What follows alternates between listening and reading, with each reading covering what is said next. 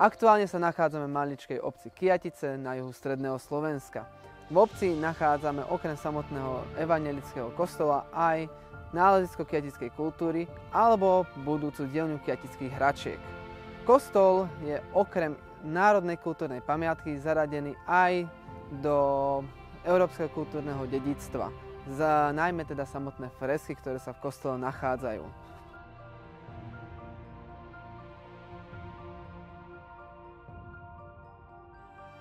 Samotný kostol pochádza z prelomu 12.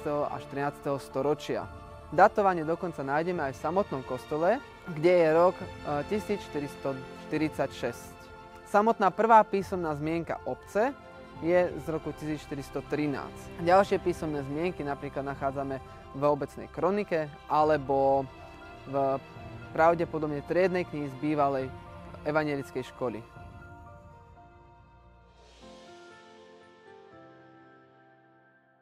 Odkrytie malieb prebiehalo pod záštitou Ištvána Groha, ktorý prvýkrát na 1000-ročnicu Uhorska robil prvotné sondy malieb, ako aj v ostatných kostoloch na gotickej ceste. A tie najväčšie rekonštrukcie alebo reštaurátorské práce prebiehali v 80. a 90. rokoch minulého storočia.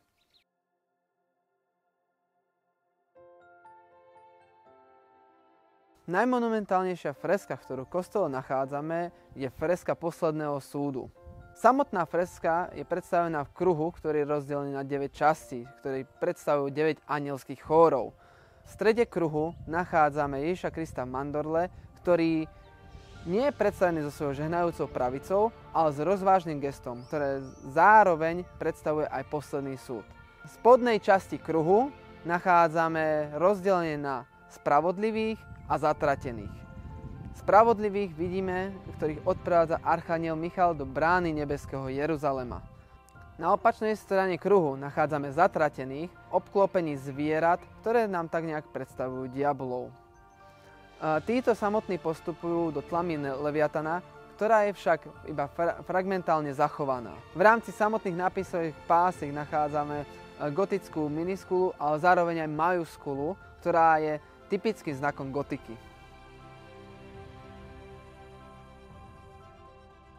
V presbytériu kostola na južnej stene nachádzame vyobrazenia svätcov. Zároveň nachádzame vyobrazenie 4 svetíc, konkrétne svätú Barboru, svätú Uršulu, Magdalénu a svätú Agátu. Na víťaznom oblúku nachádzame podobenstvo múdrych a pochabých pannách s olejovými lampami. V zlome oblúka vidíme vlastne samotné rozdelenie 5 panien, ktoré sú rozumné, a na opačnej strane 5 panien, ktoré sú pochabé.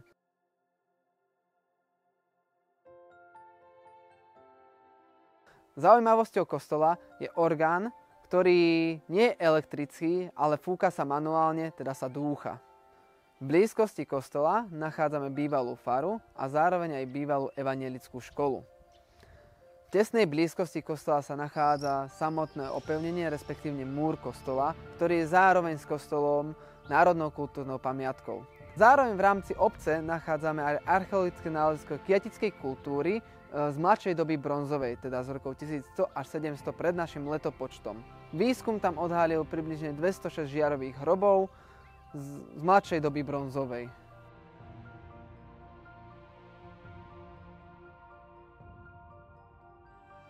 Bývalá evanjelická škola je aktuálne rekonštruovaná pod záštitou občianskeho združenia Kyjatické hračky, ktoré tu pôsobia.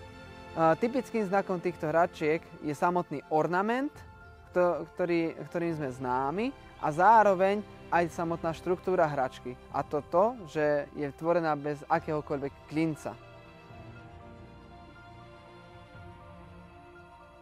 Z môjho hľadiska je ideálne tento kostol navštíviť aj kvôli atrakciám, ktoré sa nachádzajú tu v okolí.